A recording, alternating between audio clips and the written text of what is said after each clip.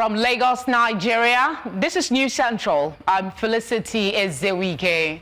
The top stories tonight.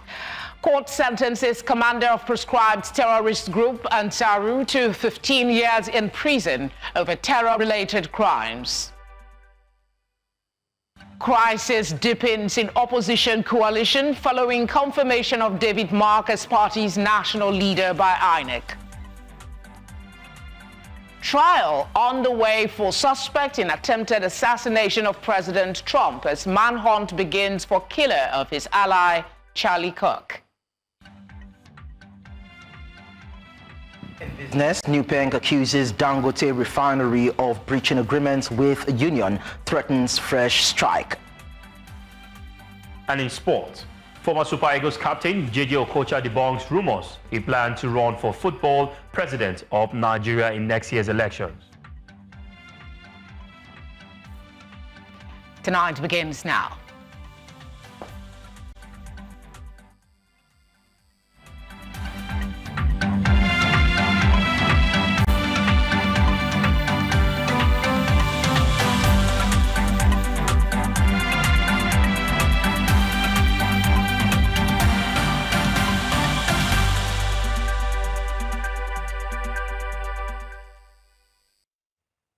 Thank you for joining us. Members of the House of Representatives on Appropriation have expressed concern over the federal government's slow budget implementation. Chairman of the House Committee on Appropriation, Abubakar Bichi, spoke in Abuja on Wednesday after a closed-door meeting with Wale Edun, Minister of Finance, and Atiku Bagudu, his budget and national planning counterpart. The National Assembly had in December extended the implementation of the capital components of the 2024 budget to June 2025, following President Bola Tinubu's request. The federal government said the extension was intended to optimize capital expenditures and enable the completion of infrastructure projects. In June, with only a few days left to the deadline and many projects still uncompleted, the National Assembly extended the deadline for another 6 months to December 2025. Aki Fatinke is a chartered accountant, and he joins me now to look at the implications of the delay on the economy as expressed by the lawmakers. Thank you very much for being here tonight, sir.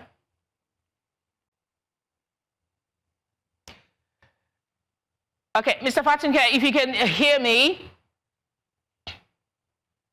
I can hear you very clearly, Felicity. Thank you. Thank you very much for being here. The National Assembly recently extended the implementation, like we all know, of the 2024 budget.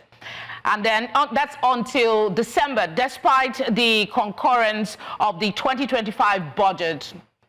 The Minister of Finance disclosed that as of September 2025, about 80% of the budget, that's the 2024 budget, has already been implemented.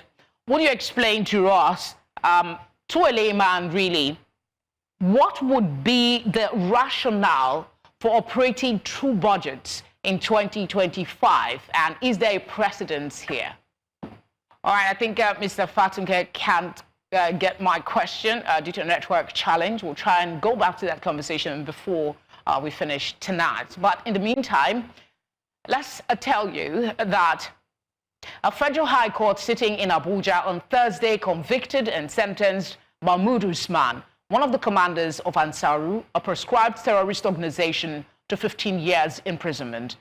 The convict was arraigned by the Department of State Services, DSS, pleaded guilty to the charge of illegal mining activities, which enabled him to acquire arms for terrorism and kidnapping purposes.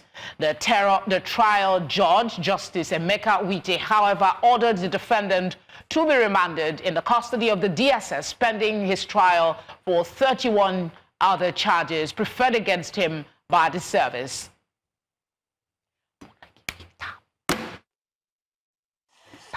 The first defendant in particular has 31 other counts to defend, and the second defendant did not plead guilty to any count. So to ensure that we are able to protect our witnesses, to ensure the security. They have to be remanded at the custody of the Department of State Services. We don't plea bargain. If they approach us with a proposal for plea bargain, yes, we will consider it, but we were not approached, and we have no reason to explore plea bargain to initiate it, so to speak. But if they do approach us with a proposal, it will be considered in accordance with the provisions of the law. The leadership crisis rocking the African Democratic Congress has deepened. The Federal High Court in Abuja has ordered the David Mark-led interim leadership to appear on September 15 and show cause why INEC should not be stopped from recognizing them. This follows a suit filed by aggrieved party members challenging the legitimacy of Mark, former Osun Governor Rauf Aregbesola, and others appointed to lead the party. While INEC recently updated its records to reflect Mark-led faction, the court is now questioning the legality of that recognition, raising fresh uncertainty over who truly runs the ADC ahead of 2027. Nigeria's leading fintech company, OPay, by combining technology, education, and rewards, has fostered trust and loyalty among its users, setting a positive example for the fintech industry. The management of OPay made this known at its prize-giving ceremony for its Security Votes Challenge, designed to protect customers' funds. My colleague Omolola Ololade has more. OPay's prize-giving ceremony marked the end of its Security Vote Challenge, a campaign aimed at educating users about the platform's 7 in-app security features designed to protect funds. This initiative, which started in August, was driven by social media influencers who share their positive experiences with OPay, as well as face-to-face community engagement. OPay's 7 in-app security features not only prioritize user fund protection, but promote financial literacy, according to the company's management team. This is the first, the half of the grand prize. That we will have a second one 5 weeks later as well. The purpose for this event is that it's the campaign itself. We want to stir all the people to educate all the customers, to let them know that we already build a lot of products, security products, so as to protect them. The key is that let them be aware of the security products. They use it so that the fund can be secure and trusted. We created it because of them, right? That was how we began the entire journey.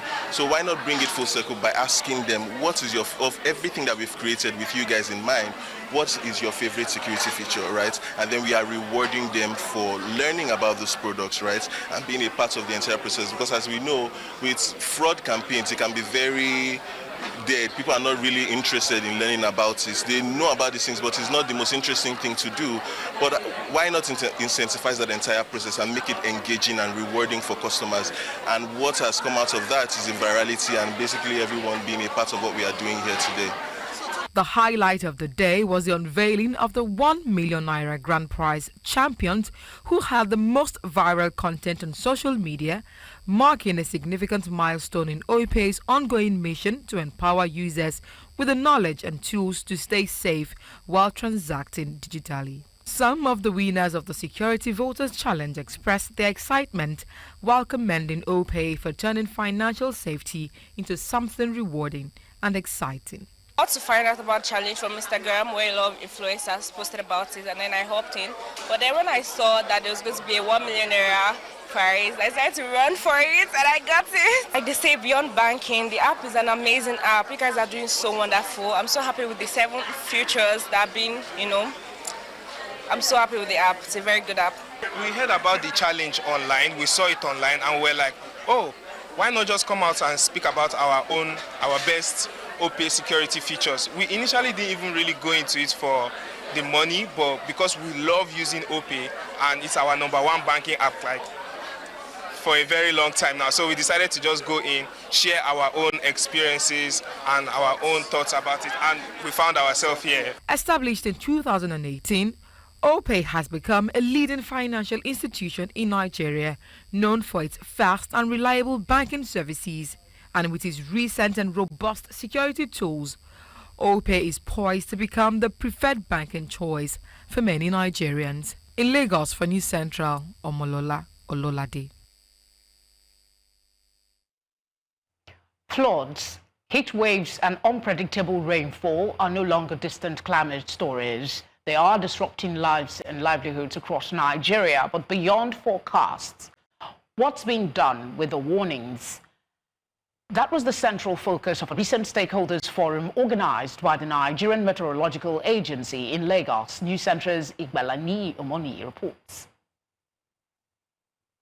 Grapples with rising climate risk from flooding farmlands in Adamawa to scorching heat in Kano. One urgent question dominated conversations at the NIMET Stakeholders Forum in Lagos. How can early warnings become early action? It is no longer news that climate variability and change, leading to frequent extreme weather events, have increasingly threatened lives and livelihoods, and so early warnings must not end with forecasts alone. They must inspire understanding and drive decisive action. This is why your presence here today and your active participation and engagement in this forum are very critical. Participants, including representatives from aviation, agriculture, health and security amongst others, say that early warning are only useful if people trust, understand and act on them. With the information that NIMET is able to generate and then the forecast that NIMET is able to provide, this helps farmers to take action if it gets to them on time and the right advisory goes with it. We also have a system whereby the pilots are expected to go for briefing at the NIMET crew briefing room. And those briefings, the pilots are giving advice as regards the weather condition. Information needs to get to the most vulnerable. And in that process, we need people like you, the media, to convert this information, this data, into something, messages that the average person, the last mile communities can understand and implement. We have people who are versed in whatever language is spoken at that community to get this thing across to them. To the government, stakeholders say measures must be created to make these information from NIMET actionable. Usually the information will go out before it happens, but by the time it trickles down, there's a bit of resistance. This is not usually the fault of the people. If I don't have money to move away and then return when things are better, I can't do anything about it. So the government already has mechanisms in place. The government, through the Ministry of Humanitarian Affairs and Poverty Alleviation, has actually already captured the data of the people along these major rivers that usually flood during the flooding season. And they are giving out a 75,000 naira incentive. It's not targeted at, going to buy a new house but it's just for them to have something for the next 1 or 2 weeks until the floodwaters recede and they can return. As climate change continues to reshape the way Nigerians live and work, actioning these meteorological information may bridge the gap between knowing the risk and doing something about it. And thank you for watching. In Lagos, for News Central, Igbalani Omoni. Tonight returns after this break. To stay with us. Thank you for staying with us. You're watching Tonight on News Central. A reminder of our top stories. Court sentences commander of proscribed terrorist group Ansaru to 15 years in prison over terror-related crimes. Crisis deepens in opposition coalition following confirmation of David Mark as party's national leader by INEC. And trial is underway for suspect in attempted assassination of President Trump as manhunt begins for killer of his ally, Charlie Kirk.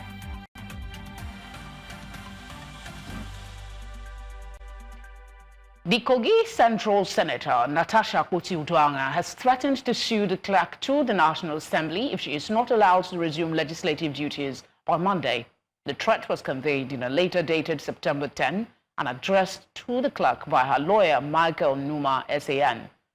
The lawyer demanded that the senator be allowed to resume her duties without obstruction, warning that failure to comply would result in legal action. The lawyer said the suit would focus on the clerk's alleged refusal to obey a subsisting court judgment and his breach of the Code of Conduct for Public Officers. To other developments, British American Tobacco Nigeria has hosted its biennial agribusiness dialogue session in Lagos. The event brought together policymakers, experts and development partners to deliberate on one key question: is the smallholder farmer financeable? News Center's correspondent Israel Iferobo reports. Served as a platform for addressing barriers faced by Nigeria's smallholder farmers who produce the bulk of the nation's food supply. The journey for smallholder farmer is one that, grows incrementally. It's not sudden. And so all of our conversations in 2015, what has it yielded? One, it has yielded to the adoption of financing for smallholder farmer as a part of the national development agenda. To a large degree, there's been some progress, but we are far from where we want to be. And that's why today, the narrative is very clear. There are no more aids. But smallholder farmer who constitute today, by the data presented to us, about 40 million in terms of Nigerian number, today need some form of support in terms of financing to be able to scale their business and for us to be able to ensure that food security is not just a word, but it's a reality. Panelists drawn from the public and private sectors highlighted innovative financing models, stressing that access to loans and technical resources will transform rural livelihoods. The Minister of Agriculture and Food Security, who was represented, called for a database for farmers. Ladies and gentlemen, the question is not whether Nigerian smallholder is financeable. The Nigerian smallholder is financeable. If we can innovate, if we can collaborate, if we can invest with courage and vision, we must break the cycle of poverty by building a financing ecosystem that includes robust farmer databases. The goal and objective of the British American Tobacco Foundation is to support small holder farmers, to make them commercially viable, and that's the whole thing. Now with that, we are already supporting smallholder farmers pretty much, and then what we've been doing since 2002 from inception is we have supported over 3,000 smallholder farmers. We've had over 1.7 million beneficiaries within this period in view. Past beneficiaries from the various interventions of British American Tobacco Nigeria Foundation shared their thoughts. Before the program, it was all about just producing this in the farm level. But after the grant, I'm a beneficiary of the grant, as I stated earlier. We added value to it, and that has skyrocketed our revenue. Yeah, it has given me support, like platform to display my products, meet people. Then the grant has helped me to be able to scale up production. Has been beneficial to me in the skills of capacity building, access to markets, and visibility such as events like this to showcase my products to a larger network. The whole idea of bringing technocrats and people who are experts in the agricultural space is to come develop, to bring ideas together in one room. So today, by the time this whole process is complete, we'll have all of the resolution filtered, and then we'll develop a communique therefrom, which we intend to present to the Ministry of Agriculture. British American Tobacco Nigeria says the dialogue reaffirms its commitment to supporting agricultural development through meaningful engagement and innovative solutions. In Lagos, for News Central, Israel Iferobo.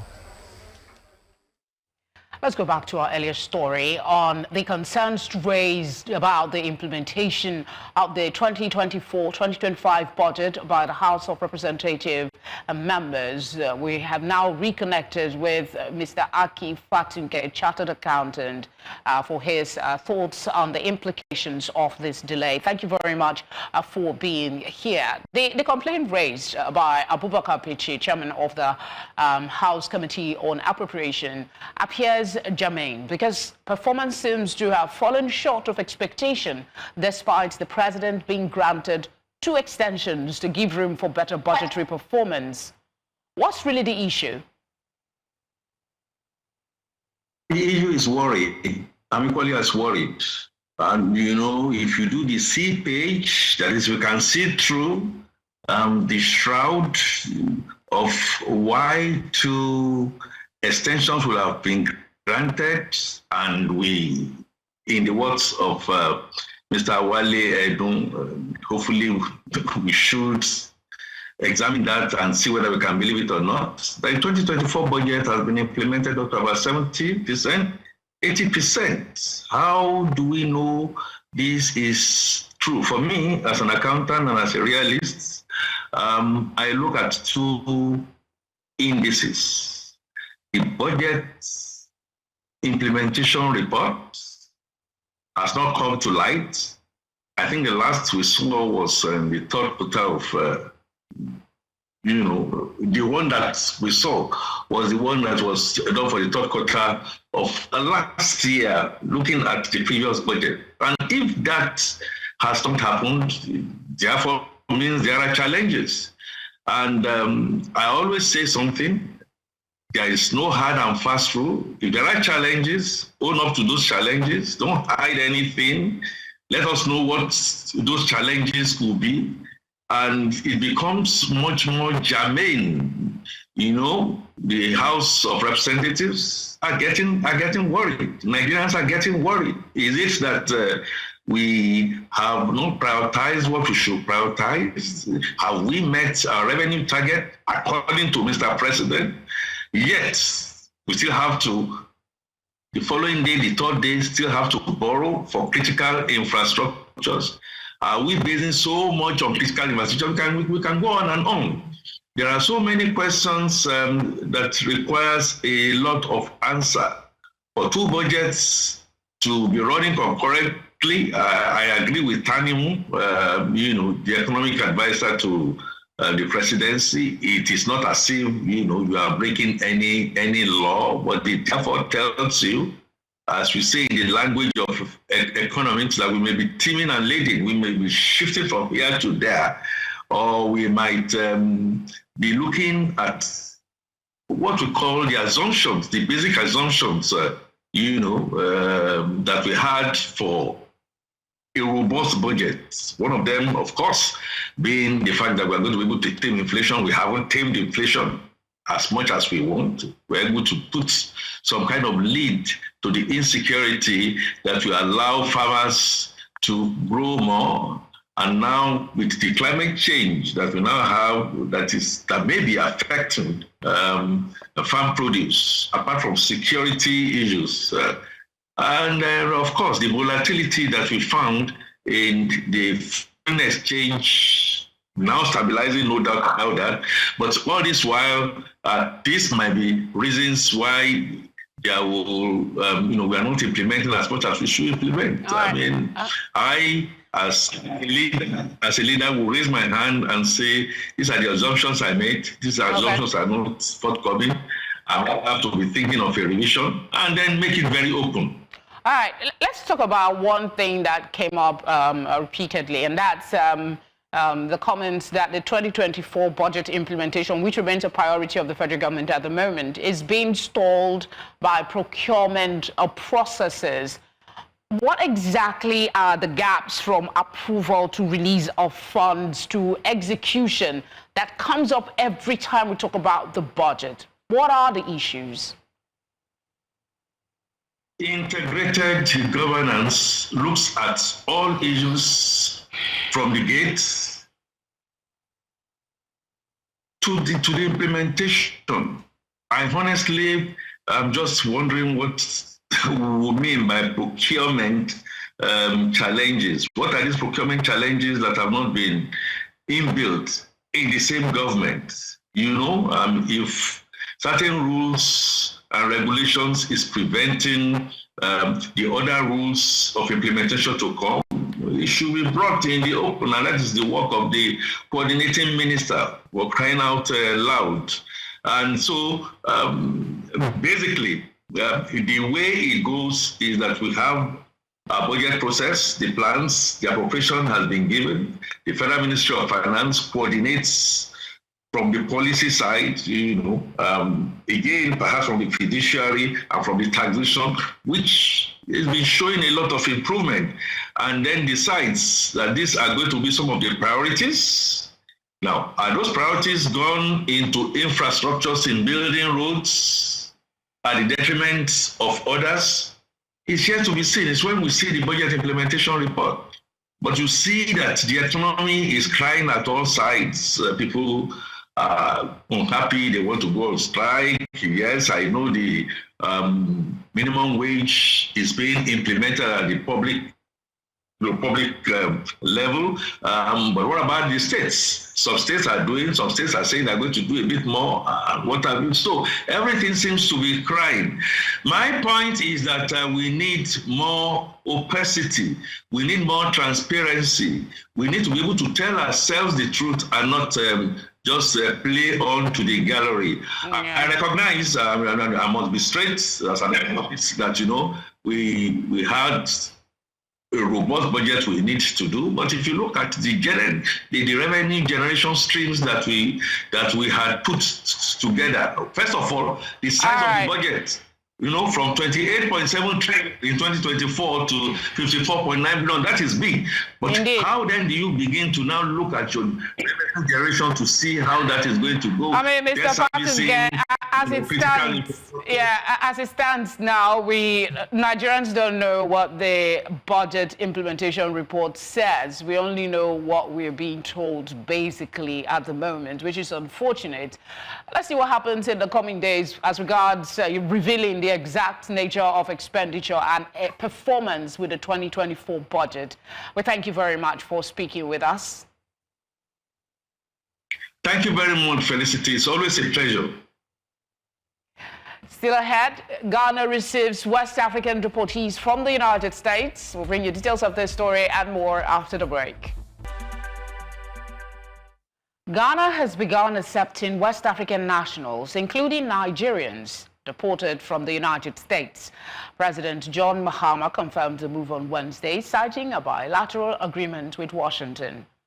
The first group of 14 deportees has already arrived in Accra. They include Nigerians, a Gambian, and other West Africans.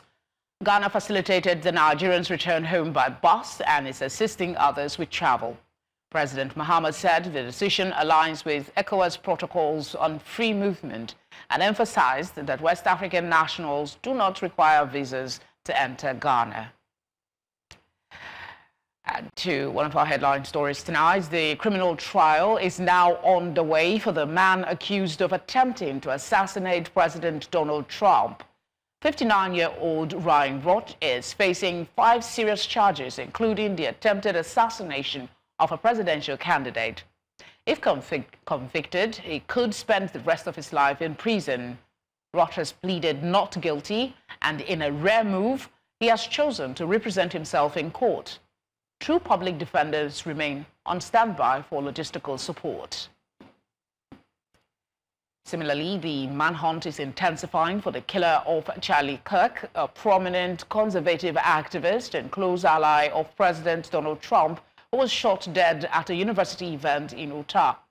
Authorities say the shooter opened fire from a rooftop at Utah Valley University during a public debate. A single round struck Kirk in the neck. Video shows him reaching up before collapsing on stage. The killing has stunned the nation and drawn widespread condemnation. Utah Governor Spencer Cox called it a political assassination. The investigation hit early turbulence after FBI director announced a suspect had been detained, only to walk that back an hour later. As of now, the shooter's identity and motive remain unknown. Let's go back to developments in Nepal. A strict curfew is back in place in the capital, Kathmandu, after a brief 2-hour pause. The country remains under nationwide restrictions following days of deadly protest led by Gen Z demonstrators. On Monday, police opened fire on crowds. By Tuesday, protesters had touched government buildings, and the violence ultimately forced the government to collapse. The death toll now stands at 25, with more than 600 injured. Authorities say around 13,000 prisoners were released from jails across all 77 districts during the chaos. The army is now patrolling Kathmandu, ordering residents to remain indoors. For this conversation, we have a global policy analyst, Alexander von Rugen. Thank you, Alex, for being here. The Gen Z movement on Wednesday said that the protest was hijacked by some persons, hence the degeneration to violence. From your assessment of the protest, would you agree with this? Not at all. Not at all. I don't think it was hijacked. I think the Gen Zers amassed themselves out of frustration because of actions taken by the government. The government actions themselves were a catalyst to what happened. They had shut down all internet platforms, including WhatsApp, Facebook, Instagram. And one has to understand the mentality of the Gen Zers to see what kind of effect that has. This is a generation that grew up not knowing what the world was like without an internet. This is the mechanism by how they communicate, they socialize, they learn. And you take that away from them, it's like taking drugs away from a drug addict. You're going to get a response. How do the curfews and violent clashes between security forces and protesters affect the daily lives and livelihoods of ordinary citizens in the capital? Complete paralysis. You've got martial law. The streets are being patrolled. There's a curfew. People are afraid to go out for fear of getting caught up in a violent confrontation. From what I've seen on the broadcast, the police and the military have used excessive force to contain the demonstrations, and in turn, the demonstrations have become more volatile and more aggressive. So it's a feeding frenzy of violence. Now the Prime Minister has resigned. That's a positive move as far as the Gen Zers go. And the leading or the governing general at this point has had a meeting today with a group of Gen Zers, and they're trying to negotiate what the demands are, and to settle things down.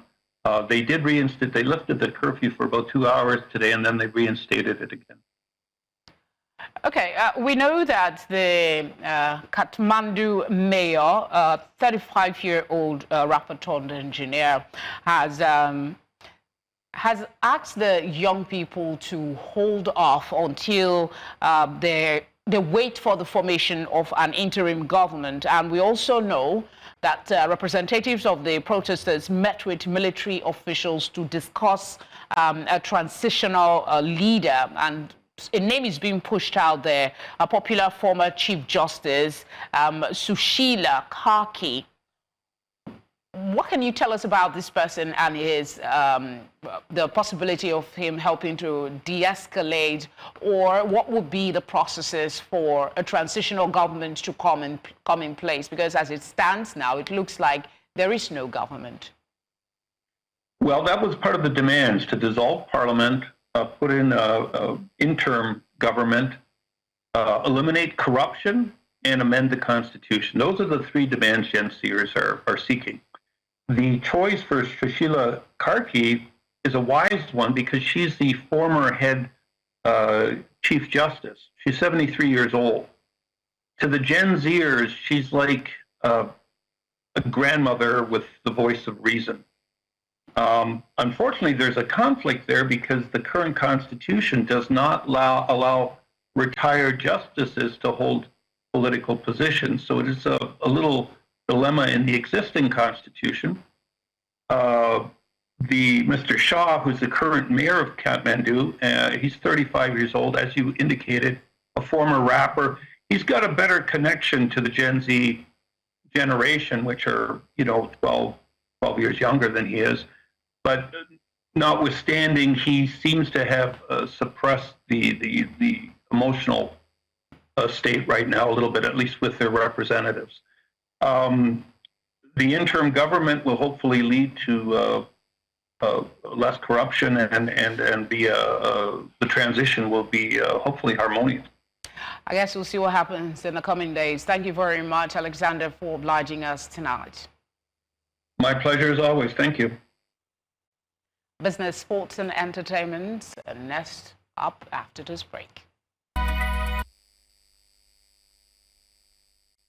In business, barely 48 hours after suspending its nationwide strike, the Nigeria Union of Petroleum and Natural Gas Workers, NUPENG, accusing Dangote Refinery of violating a labor agreement brokered by the Department of State Services. And NUPENG alleges the refinery reneged on recognizing workers' rights to unionize, citing orders for truck drivers to remove union stickers. The union warned it may resume its industrial action, calling on the Nigeria Labour Congress and Trade Union Congress and civil society groups to support its stance. NUPENG also criticized the alleged use of security agencies to intimidate workers. The standoff threatens fresh disruptions in fuel distribution across Nigeria's energy sector.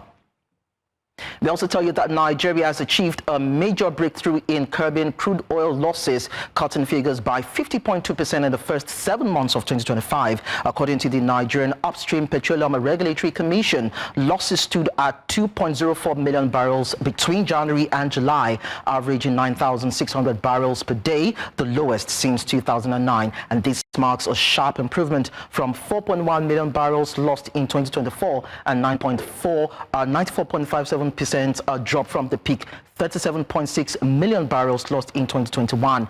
NUPRC hailed the decline as a significant step in strengthening Nigeria's oil sector and reducing revenue leakages that have long undermined economic stability. Looking at the equities market now, it's 4 days of positive trade, though marginal this time around, as the NGX All-Share Index rose by 0.21% to close at 140,657.92 points, with an appreciation of 0.21% and market capitalization rising to about 88.99 trillion naira. Now, looking at sectoral performance, the banking stocks led the upside with a 0.78% gain, supported by renewed interest in Tier 1 lenders. Insurance sector actually slipped 1.16% as profit-taking weighed on the sector, while oil and gas actually rose 0.1%. Of course, amid quiet trading, consumer goods we saw advanced 0.21%, showing mild accumulation in select counters, while industrial goods also inched up 0.04%, reflecting tepid demand, even as investors lean still on the resilience of banking and consumer plays. And that's it on business. I am Lekon Onobanjo. We'll bring you sports news in a bit. Don't go away.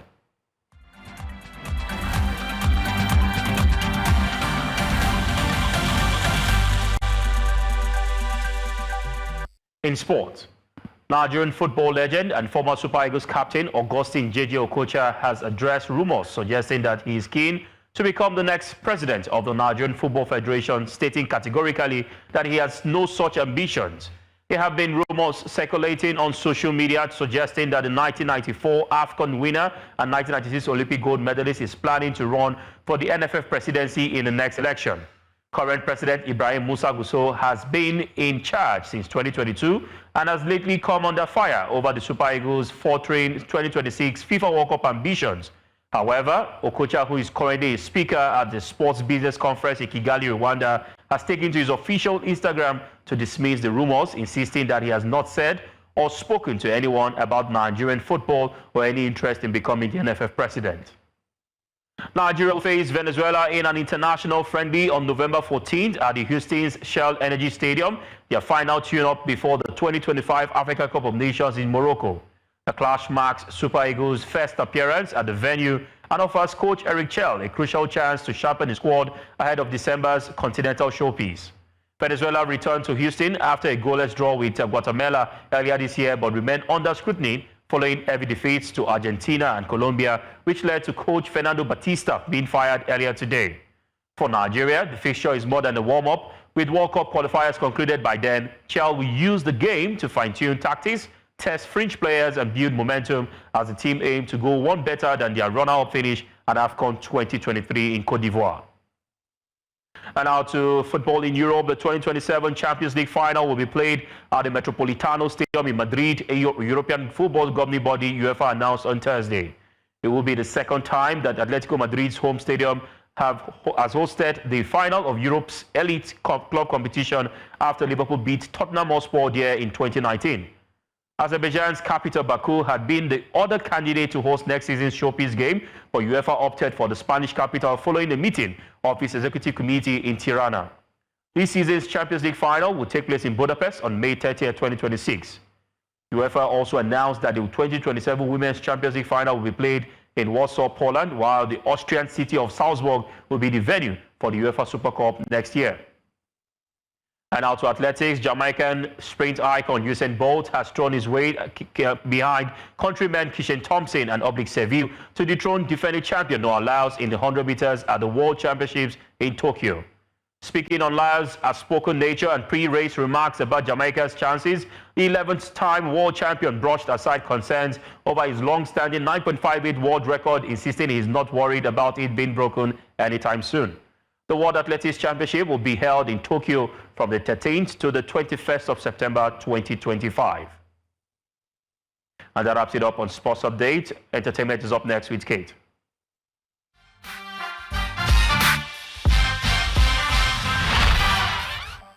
Let's go over to Kate for the latest in entertainment. Hi, Kate. Hi, Felicity. How are you doing today? I'm all right. All right. Now, in the world of entertainment, Tiwa Savage says she does not embrace the Queen of Afrobeat title, despite being a major pioneer. She believes Afrobeat is bigger than any one person and shaped by many voices. Now, Tiwa wants to be recognized for her artistry, not just a title, and feels many female artists deserve the honor. And of course, fans have praised her humility and global impact. And this brings the question, Felicity, do titles like Queen of Afrobeat really matter, or the top 3, top 4 thing? Do you think it really matters? Personally, for me, it doesn't. You're good, you're good. You're celebrated on the merit of what you bring to the table. It doesn't, you don't have to be better than the next person to shine. And what we see in the industry is more of collaboration, emerging of talent. Some of the big songs that you hear, it's not just from one person. It's a collaboration sometimes. Absolutely. So, yeah. I like her humility as well. Nice. All right, now on a final note, this one is about Adekunle Gold, who is set to release a 6th studio album titled Fuji on October 3rd, 2025. It teased the project with an Instagram reel that blended Afrobeats and traditional Fuji sound. And of course, Adekunle Gold, known for experimenting across genres, is giving Fuji a modern twist, and the fans have called this one his boldest move yet. Well, that's all on entertainment for tonight. My name is Kate Adeogun.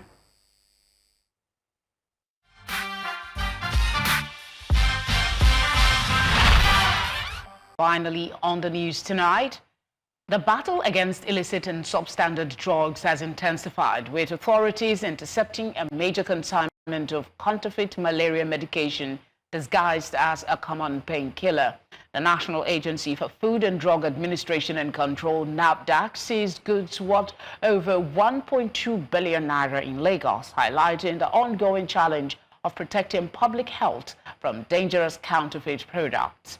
News Center's correspondent, Mono Balagbogo, has more. NAFDAC Laboratory Complex here in Oshodi, Lagos. The fight against drug proliferation in the Nigerian market is on. This is the warehouse where over 1.2 billion naira worth of goods have been intercepted. We're going in.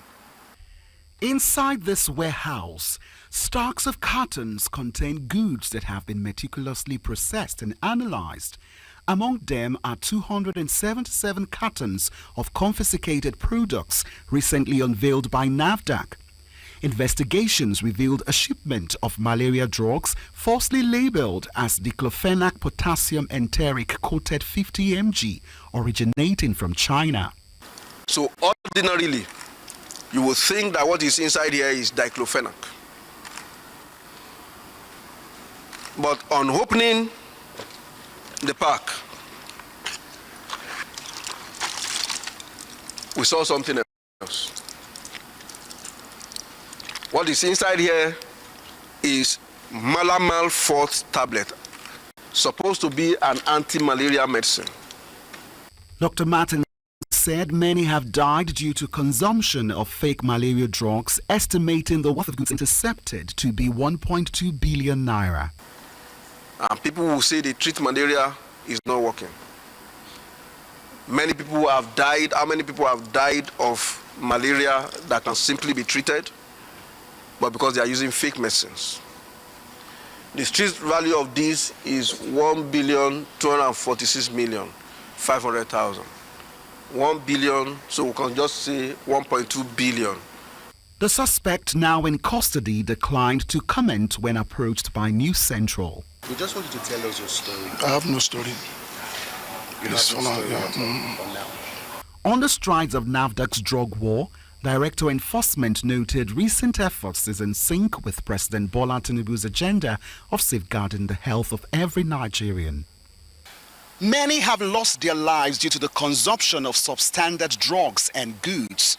With more rates like this, it is believed that there is hope for a healthier Nigeria. In Lagos, for News Central, Morno Balagbubu. Many thanks, Mono, for that report, and that's where we wrap things up tonight. But before we go, a quick look at some of our top stories. Court sentences commander of proscribed terrorist group Ansaru to 15 years in prison over terror-related crimes. Crisis deepens in opposition coalition ADC following confirmation of David Marcus' party's national leader by INEC. We also told you that trial is underway for suspected attempted assassination of President Trump as manhunt begins for killer of his ally Charlie Kirk. Do send us your eyewitness report. The number to do so is being displayed now on your screen. You can follow us on social media as well. We are at News Central TV. You can watch us live on DSTV channel 422, GoTV channel 23. We're on Star Times channel 274, Avo TV, and we stream live on YouTube. Thank you so much for watching. I'll see you tomorrow. Good night.